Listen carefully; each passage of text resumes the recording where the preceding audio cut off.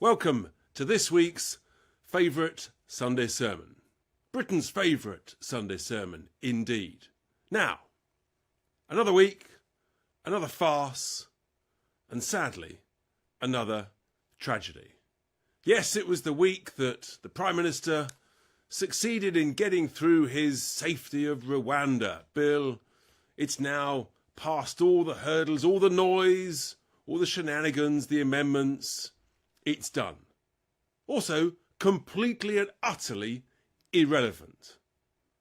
The reality is, the Prime Minister then stood up and said, enough is enough.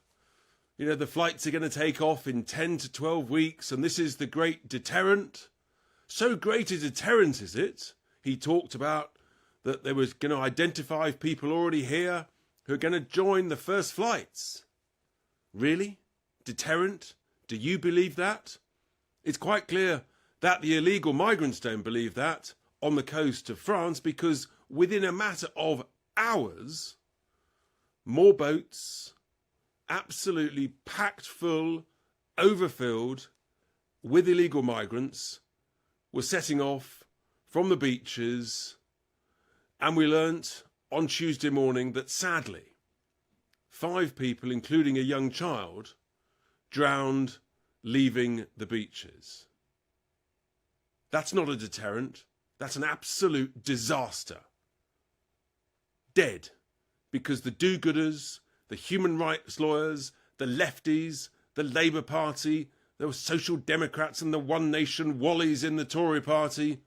They're all at it. They're all saying we've got to be kind and compassionate. There's nothing kind and compassionate about people dying, for heaven's sake. The only kind and compassionate thing to do is to pick people safely out of the boats as soon as they leave the beaches and take them straight back to France. Immediately, the whole business model finishes. That's the policy that I've been talking about and recommending for 18 months. We know it works. It's worked in Belgium. It's working in Greece. It worked in Australia, where they had a pushback policy. The safest, kindest thing to do, pick up and take back. And yet none of the big politicians leading the main parties have got the guts to do it, to talk about it, to say it can be done. It can be done. I've banged on about it before. The 1974 Safety of Life at Sea Treaty, the 1982 UN Convention on the Law of Sea Treaty allows us to do it. But it requires leadership, and there's none of that whatsoever.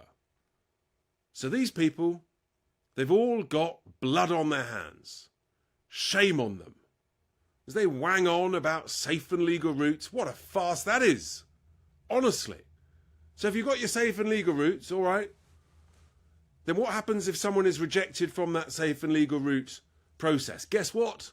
They're on the coast of northern France, paying the people smugglers who are there for those who get rejected, because of course the vast majority are actually not legal asylum seekers. They're economic migrants looking to enjoy our hospitality. So that safe and legal routes thing is a nonsense. The do-gooders are literally playing with people's lives, and actually people are dying because of their absurd proposals. That's the simple facts. What I'm saying is the only way we're going to stop the deaths. Hundreds of millions of pounds, heaven knows how many man-hours wasted, and yet the evidence is already there. It's not a deterrent.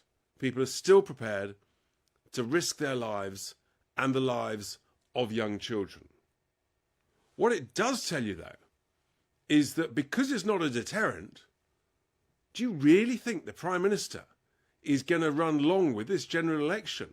What happens if a flight does take off in July and then the boats keep coming? Which then literally crystallises and proves once again that it's not a deterrent.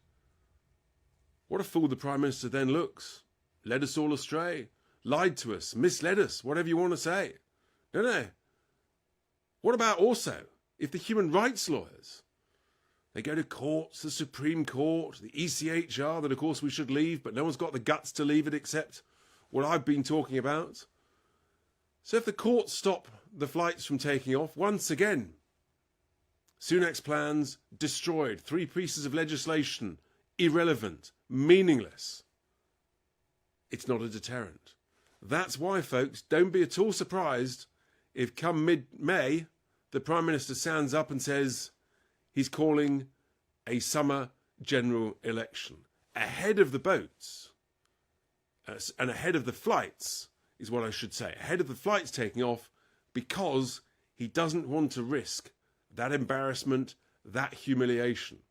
So that he then runs an election campaign with a slogan saying only he can stop the boats because Keir Starmer will cancel the Rwanda plan. If that's what he does, don't fall for it. The reality is it's not a deterrent. Everybody's got to tell the Prime Minister and the do-gooders, show some courage, show some guts, pick people up safely out of the boats, but instead of heading north to Dover, head south to Dunkirk. And this whole thing goes away. Stop wasting our cash, stop wasting our time, show some leaderships, stop the boats, and save lives. Have a great day. Here endeth my Sunday sermon.